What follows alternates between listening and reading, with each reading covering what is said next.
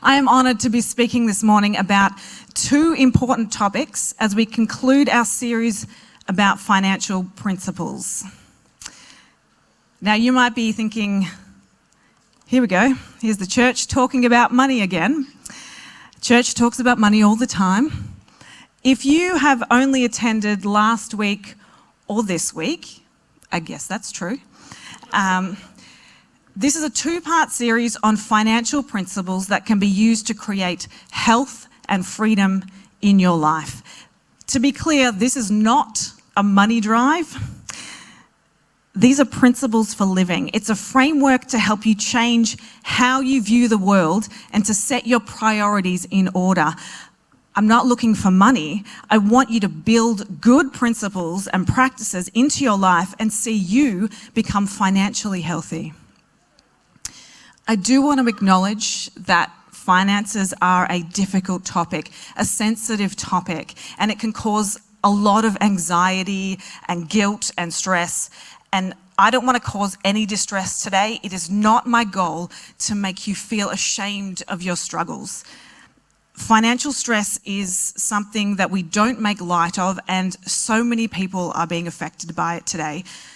And this is why we want to talk about these principles. I want you to experience the blessing of God and that freedom that comes when we restore our priorities into the right order. Money can have a hold on us, and God does not want that for us. We have to learn how to manage money or it will rule over us. Now, last week we looked at what comes first, stewardship and sowing. I encourage you to go and listen to that podcast, and it's totally fine for you to listen to week 1 after you listen to week 2, just as long as you get the priorities in the right order when you put them into practice.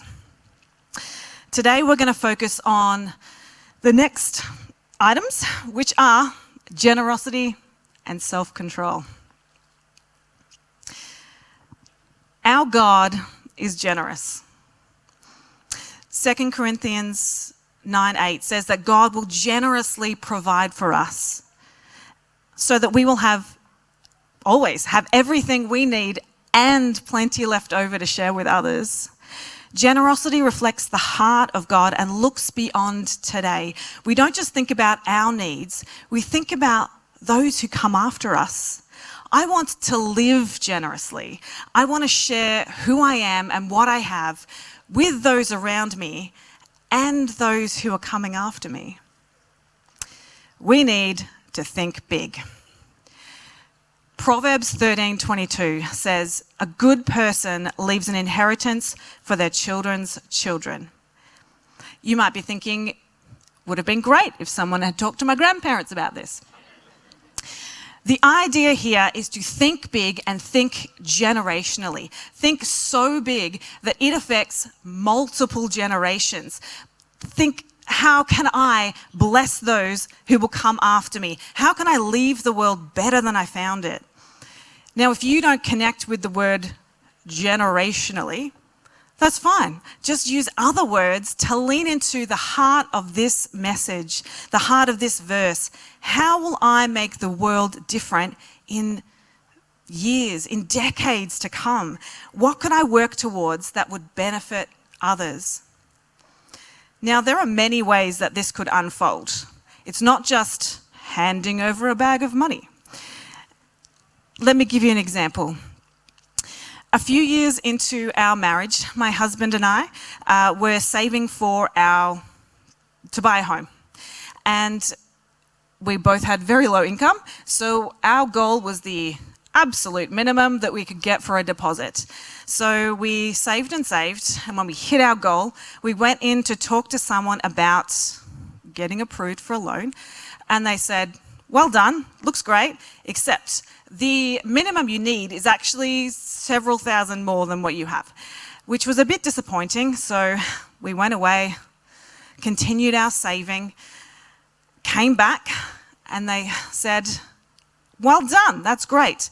Unfortunately, the market has shifted and now the minimum is several thousand more than what you currently have." it was a heartbreaking moment. Are they just going to shift the goalposts forever? Is this just how the world is now? And then we were approached by a couple in our church who said, we have a house. It's an older house, but if you want to, you could rent this from us for a low cost. To which we graciously said yes. The time that we spent in that home allowed us to finally reach the goals that we needed to reach, and we got our foot in the door and bought our beautiful little townhouse only a few streets from here. But the gratitude I have for the way this couple tangibly contributed towards our financial goals still sits big in my heart, like 15 years later. I want to figure out what my version of that is and actively work towards it. How can I bless those who come after me? What I need to do is start small.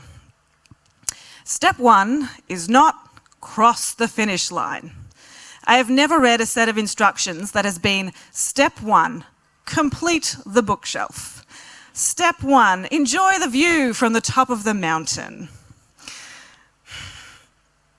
When I hear scriptures that talk about generational blessing, if I'm honest, it's kind of hard to not switch off because it feels too big and too far away and kind of irrelevant. This is why we need to start small. With dedication, it won't stay small. Small amounts over a long period of time leads to a big fund ready for future generosity. What we're describing here requires consistent long-term commitment.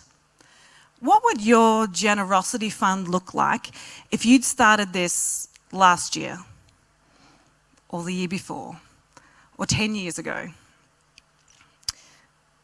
You might have a specific goal in mind or you might not. Either way, you can start preparing now and then see where God leads you.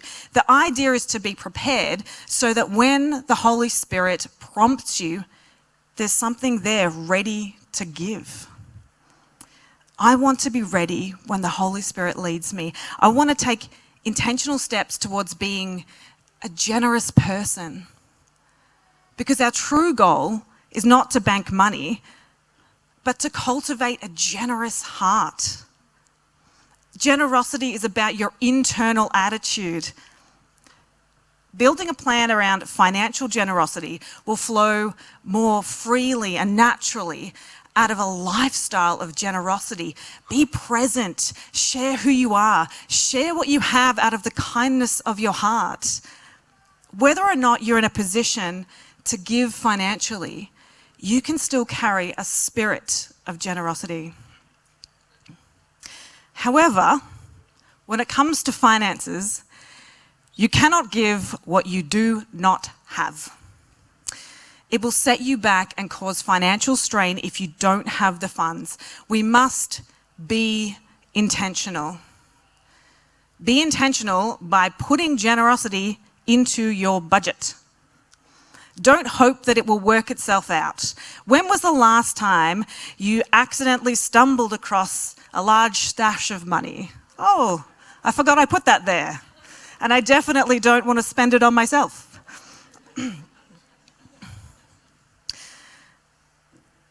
Our challenge is to intentionally plan to set aside funds and be prepared to commit long term. Don't be discouraged by what you're starting with. We all have to start somewhere. It's just step one.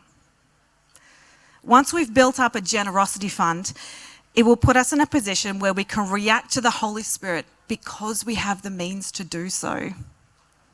Now, you might need time to build funds before you can be financially generous.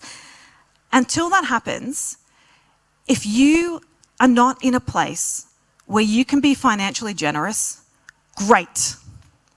You don't have to struggle with the question about whether or not to give. It's not your time yet. You can focus on making generosity a way of life. Be generous with your words and your time and your energy until your situation changes. Now, this does lead us to the next part. Being intentional about your finances requires self-control. Unfortunately, the person that I love to be most generous with is me. What do I feel like? What experiences do I want to have? What have I had my eye on lately? How can I make sure that I'm not missing out? Problems occur when I am generously gifting myself all of my funds, spending impulsively, putting myself first, and leaving nothing left. It doesn't work when we put ourselves first and hope that we'll find money left over for God and for sowing into mission and future generosity. Yet even when we put our priorities in order, it takes self-control to keep them in order. I have good news. Good news, everyone.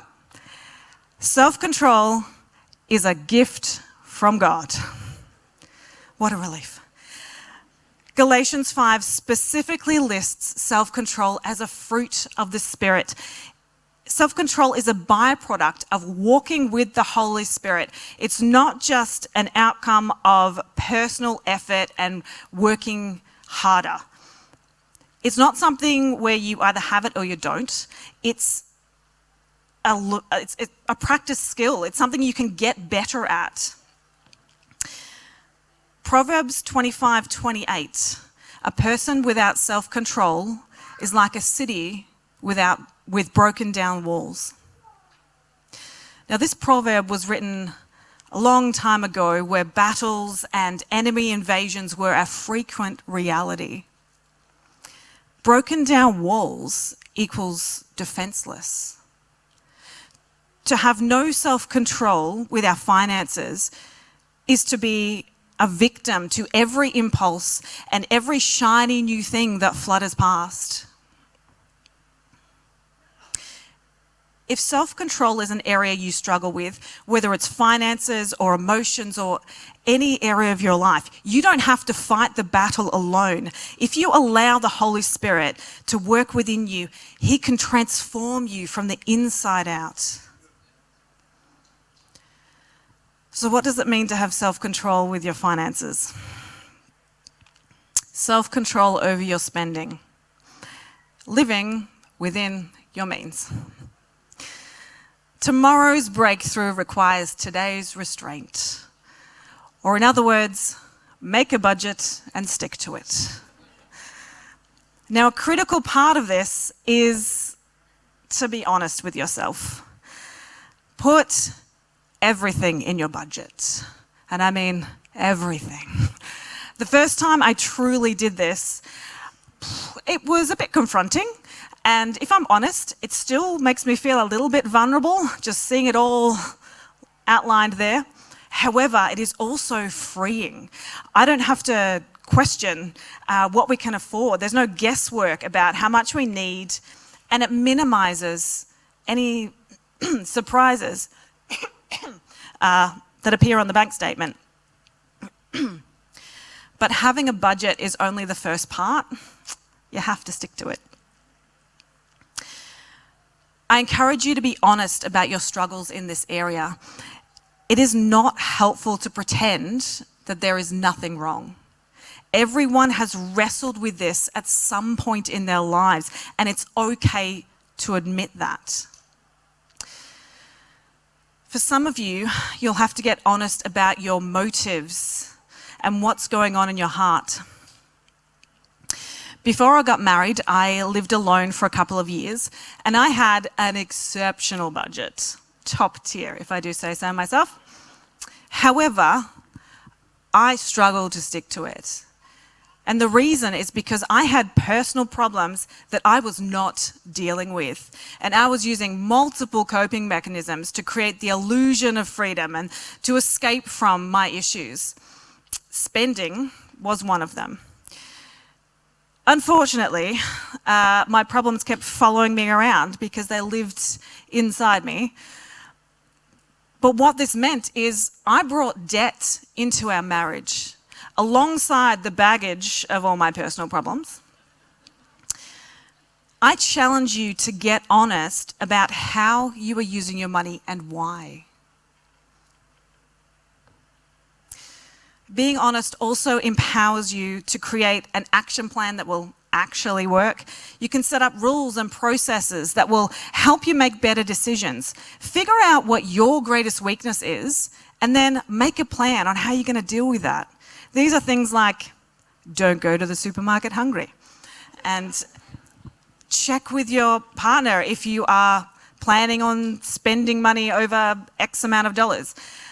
Or in my case, don't buy multiple books at once. There is a reason my bookshelf goes all the way to the ceiling. But get away from impulsive spending. Make a plan before you are faced with choosing whether or not to spend money. Now, you're going to need to make some tough choices, to say no to some things because you want to say yes to something else. In order to see this through, we need to let go of comparison. It's true that comparison is the thief of joy. When I look at those who have more, then I get discouraged about how far behind I'm at and I want to give up. When I look at those who have less, then I become satisfied with how far ahead I am and I stop worrying about how much I spend. We need to embrace contentment. And the Apostle Paul is an absolute hero when it comes to this. In Philippians 4, Paul writes, I know how to live on almost nothing or with everything. I have learned the secret of living in every situation, whether it is with a full stomach or empty, with plenty or little, for I can do everything through Christ who gives me strength. Lean into gratitude. Appreciate what you have. It's okay that some things take time. You don't need to buy everything at once. It's okay that your house is a work in progress.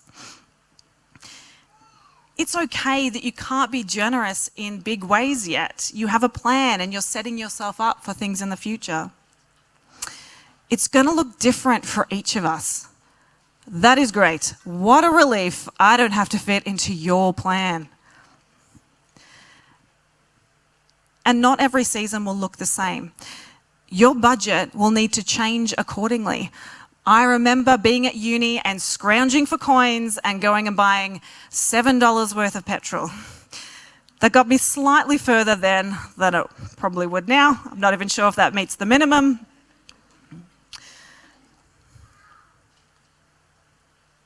But this leads me to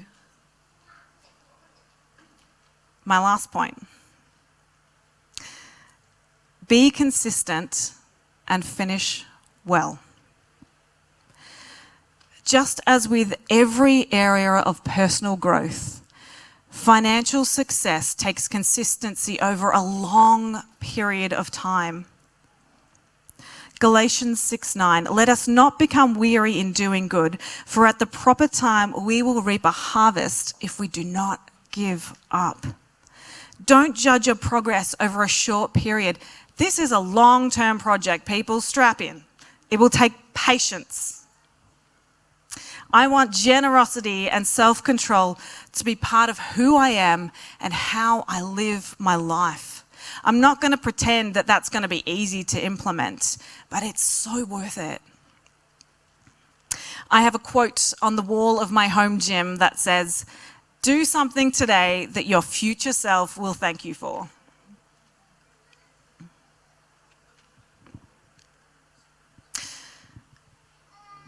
So as we conclude this series, what has the Holy Spirit been talking to you about?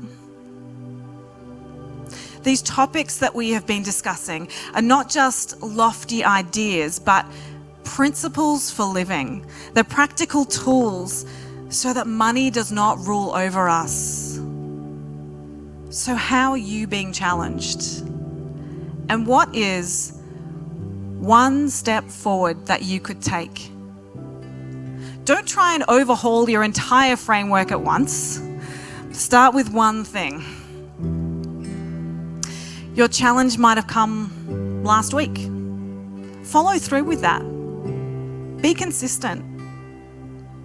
Get it right, make it a solid habit before you take on another challenge. Maybe there was something today.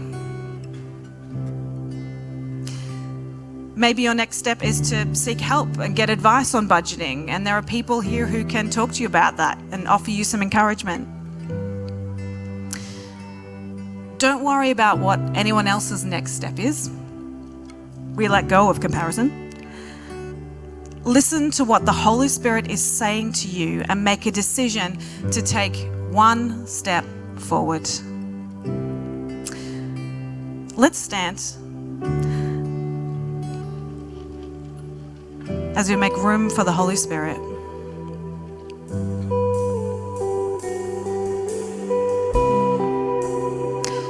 Holy Spirit, I thank you that you have been speaking throughout this series.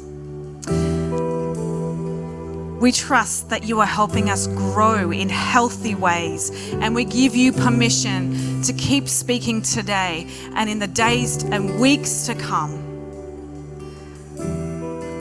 We ask that you will give us the courage to respond to what you are saying and be willing to take that next step.